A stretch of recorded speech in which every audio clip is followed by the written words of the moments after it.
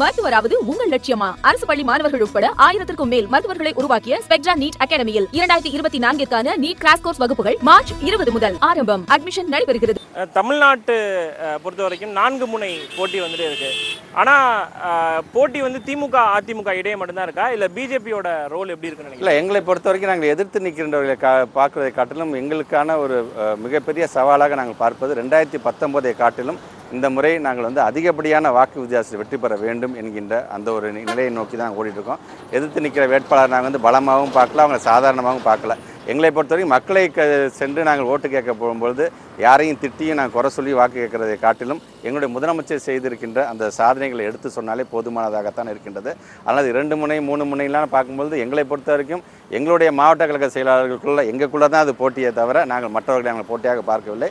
எந்த மாவட்டத்துக்காரர்கள் அதிகப்படியாக வாக்கு வித்தியாசத்தை பெறுகிறார்கள் என்ற அந்த போட்டியில் தான் நாங்கள் இருந்து கொண்டு. இல்லை, தமிழகத்தை பொறுத்த வரைக்கும் திமுக அதிமுக இடையே, இந்த திராவிட கட்சிகளுக்கு இடையே தான் ஒரு போட்டி அப்படின்றது சொல்லப்பட்டாலும் கூட முதலமைச்சர் தன்னுடைய பிரச்சார பயணங்களில் தொடர்ச்சியாக பிஜேபியை தான் விமர்சித்து பேசுறாரு. அதிமுக மீதான விமர்சன பார்வை வந்து மிக குறைவாக இருக்கு.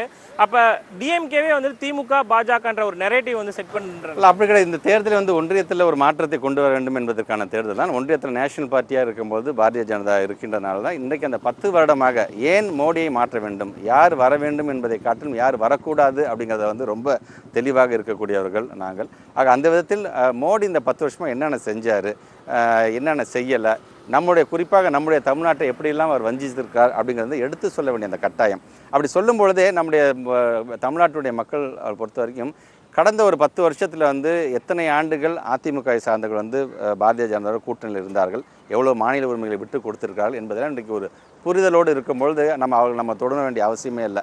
கண்டிப்பாக இது ஒன்றிய அரசுக்கான தேர்தல், ஒரு மாற்றத்தை கொடுக்க வேண்டும் என்று சொல்லும்போது அவர்கள் செய்ய தவறியதை எடுத்து சொல்ல வேண்டியது. இப்போ இந்த நாடாளுமன்ற தேர்தலில் தான் விளையாட்டுத்துறை அமைச்சர் உதயநிதி ஸ்டாலின் மீதான விமர்சனங்கள் வந்து மிக அதிகமாக இருக்குது. எதிர்க்கட்சி தலைவர் எடப்பாடி பழனிசாமி கூட தன்னுடைய ஒவ்வொரு பிரச்சார விஷயங்களை வந்துட்டு பேசும் பொழுதுமே உதயநிதி ஸ்டாலினை வந்து அட்டாக் பண்ணி பேசுறாரு. இதை எப்படி பார்க்குறீங்க? இல்லை, எங்களை பொறுத்த வரைக்கும் எங்களுக்கான ஒரு எதிர்காலமாக நாங்கள் அவர் பார்க்கும்பொழுது கண்டிப்பாக எத்தனை விமர்சனம் வந்தாலும், ஏன்னா அவர் சொல்கிறது 2019 அவர் வந்து எந்த பொறுப்புலையும் இல்லாமல் தமிழ்நாடு முழுவதும் 40 தொகுதியும் பாண்டிச்சேரியும் சேர்த்து 40 தொகுதியும் அவர் பிரச்சாரம் மேற்கொள்ளும் பொழுதும் இதே விமர்சனம் தான் வைத்தார். ஆனால் அதெல்லாம் முறியடித்து விட்டு ஒரு மிகப்பெரிய வெற்றி கிடைத்ததுக்கு பிறகு தான் அவருக்கான பொறுப்பையே நம்முடைய திராவிட முன்னேற்ற கழகம் வந்து வழங்க ஆரம்பித்தது. அதை நாங்கள் பயன்படுத்தி கொண்டோம். இன்றைக்கு தொடர்ந்து சேர்ந்து கொண்டிருக்கின்றார்.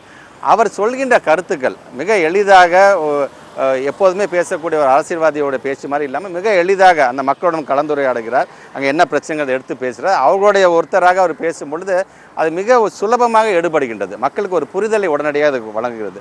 ஸோ இதன் காரணமாக இவ்வளோ ரீச் போகும்போது நம்ம கை வைக்கணுங்கிற விதத்தில் தான் அவர் வைக்கிறாரே தவிர அவர் கேட்குற நியாயமான கேள்விகளுக்கு ஏதாவது ஒன்றுக்கு நம்முடைய முன்னாள் அமைச்சர் அண்ணன் எடப்பாடி பழனிசாமி பதில் சொன்னார்னா அது பொருத்தமாக இருக்கும். மருத்துவராவது உங்கள் லட்சியமா? அரசு பள்ளி மாணவர்கள் உட்பட 1000க்கும் மேல் மருத்துவர்களை உருவாக்கிய ஸ்பெக்ட்ரா நீட் அகாடமியில் 2024க்கான நீட் கிராஷ் கோர்ஸ் வகுப்புகள் மார்ச் 20 முதல் ஆரம்பம். அட்மிஷன் நடைபெறுகிறது.